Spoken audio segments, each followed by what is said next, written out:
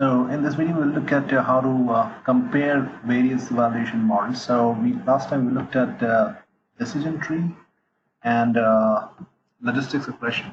So what we could do is, if we have to use more than one model, just to make sure that model has learned the classification, we will have to use uh, basic test would be ROC, which is validating true positive classification versus false positive classification. And that metric has to be validated for one or more of your models of choice. So it could be logistic regression, it could be decision tree, it could be inference tree or support vector machines and so on.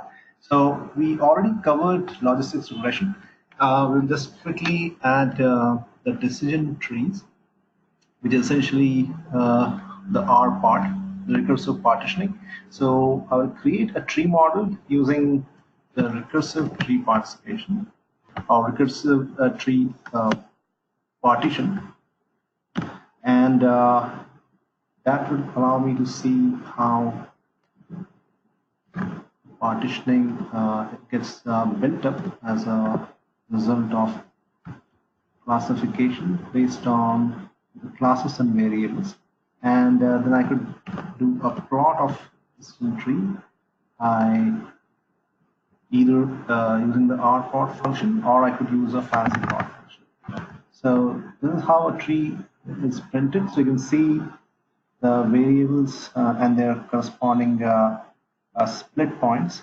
So splitting towards the right versus left, and the split point will be based on a certain value, and with a certain splitting criteria, which is used to arrive at the right splitting point. And so where the tree has split can be seen by this value. So on either side of this value, you can see the tree splitting either on the left side or on the right side.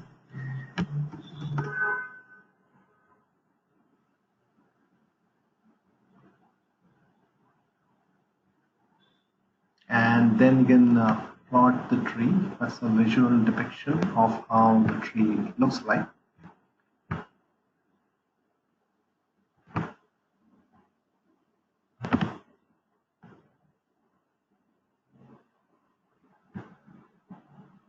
And so this you can do a zoom and see how the rules are. For instance, the first split is on account balance, and then you can see the next split is on age, based on most valuable asset, length of current employment, and so on. So you can export the tree on either right side and left side, and then see the tree. Typically, you'll see that on the right hand side, you'll arrive at a positive decision, which is 0.96, for example. So this is that means the classification of someone, whether someone is credit worthy or not, is indicated by either 1 or 0, 1 being worthy. And then you can see on the extreme right side, we get the value of 0.96. That means if we follow this traverse, if the traversal is on the right hand side, the right leaning side, then you can see that credit worthy decision is predicted to be positive.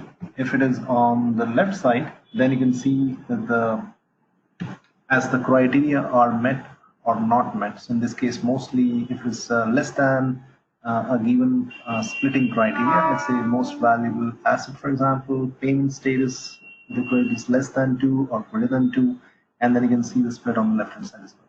So that's how the decision split happens. And we can quickly go back and do a fancy plot, which basically allows us to see this in a colored fashion. So we get somewhat better colors and nomenclature around it.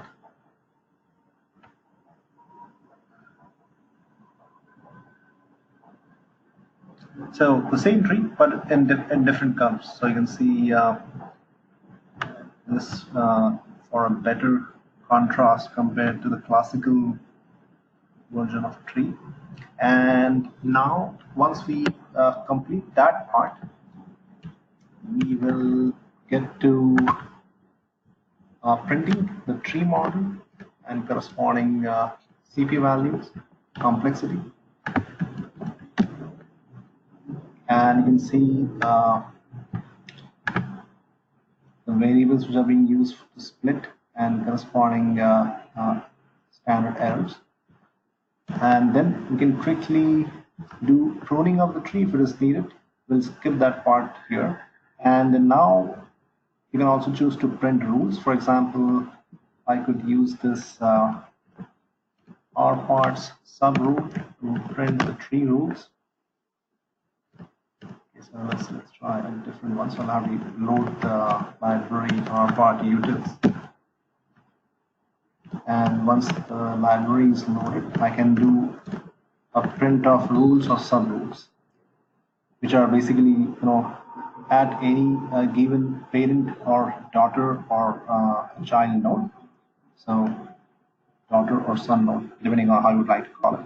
And then that's how you can see the split and the corresponding children. And then you can, and similarly, you can see the splitting criteria, which basically form the rules.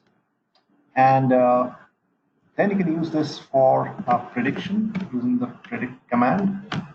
And then I could tabularize this. So I've basically taken the matrix form of prediction, and then I've converted the likelihoods. For example, we saw 0.96 on the right hand side versus 0.01 or equivalent on the left hand side. So that's converted into a 0 or 1, and then you can see how many zeros and how many ones. That's basically the classification the tree has been able to predict based on the given set of data.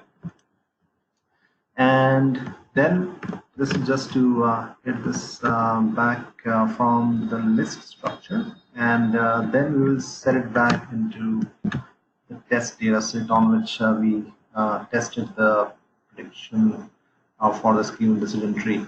Once we are done with that, we'll quickly set up a data frame and add the output of the prediction tree, and then either we can choose to compute the evaluation metric such as precision, accuracy, recall, sensitivity, specificity, and so on, or we can quickly do a ready-made function.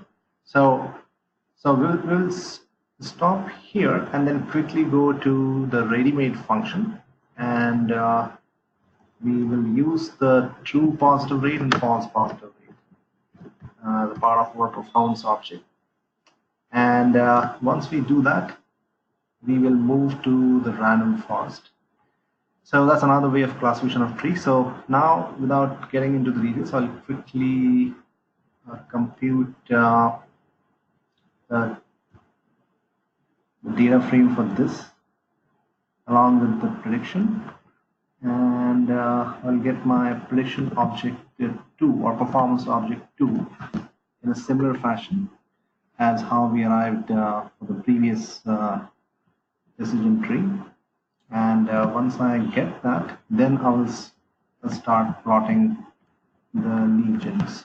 So the legion here is essentially 3 different types of classification: random forest, logistic regression, and recursive partitioning. And I could get that here, and then I will basically add my individual plot objects. And so this is how we can quickly see. This is an ROC curve. So this is a good way to visualize how fast your prediction model is able to classify in a correct manner. That means if the data decision is expected to be positive, that means worthy for credit, then it has to pick up that. And at the same time, it has to avoid the mistake of calling something positive falsely. That means I don't want to classify an unworthy client or prospect as worthy of credit, right? So that I want to avoid that mistake, and that's why the curve has to be more on the left side. And we can see that the performance of random forest prediction model is much better compared to the logistics and the inference tree. So that's one way of comparing the performance. And then you can check on the values by finding out the knee or elbow, and then corresponding values as to what is the trade-off between calling true positives versus avoiding the pitfall of false positives. So that's how we can compare one or more models.